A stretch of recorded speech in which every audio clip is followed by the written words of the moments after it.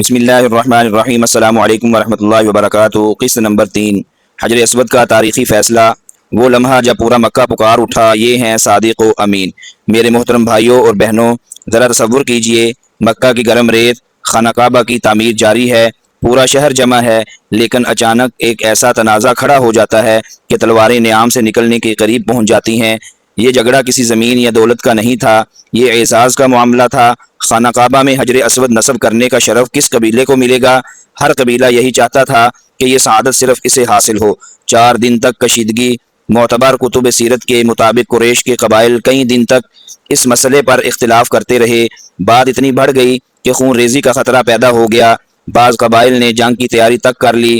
سوچئے، اگر اس دن جنگ چھڑ جاتی تو خانہ کعبہ جو امن کا مرکز تھا خون سے رنگ جاتا۔ ایک بزرگ کی تجویز۔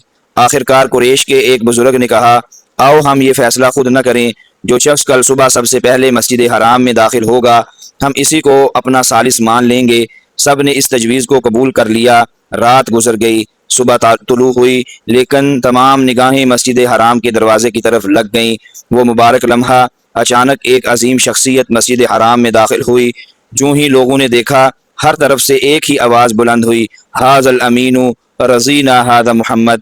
یہ امین ہیں، ہم اس پر راضی ہیں، یہ محمد ہیں۔ سوچئے، اس وقت ابھی نبوت کا اعلان بھی نہیں ہوا تھا، لیکن پورا مکہ آپ صلی اللہ علیہ وسلم کی دیانت اور انصاف پر اس قدر اعتماد کرتا تھا کہ کسی نے اعتراض نہیں کیا۔ وہ حکمت برا فیصلہ، رسول اللہ صلی اللہ علیہ وسلم نے جھگڑا ختم کرنے کے لیے ایک ایسی تدبیر اختیار فرمائی جس نے ہمیشہ کے لیے قیادت کا معیار سکھا دیا۔ آپ صلی اللہ علیہ وسلم نے اپنی چادر بچھائی، حجر اسود کو اس کے درمیان رکھا، پھر ہر بڑے قبیلے کے سردار کو چادر کا ایک کنارہ پکڑنے کا فرمایا۔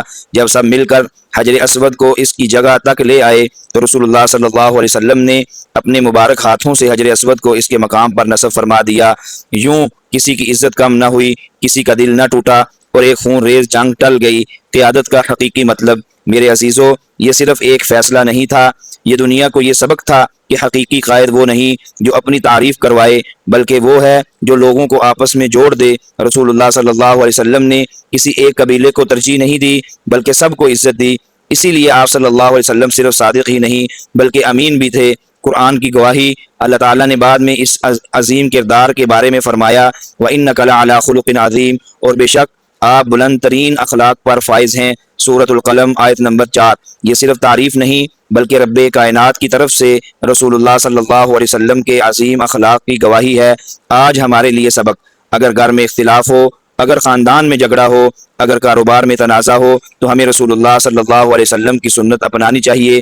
ایسا فیصلہ کریں جس میں انصاف بھی ہو، حکمت بھی ہو، اور سب کی عزت بھی محفوظ رہے۔ یاد رکھیں، غصہ جھگڑے کو بڑھاتا ہے لیکن حکمت جھگڑے کو ختم کرتی ہے۔ لیکن ابھی ایک اور ایمان افروز باب باقی ہے۔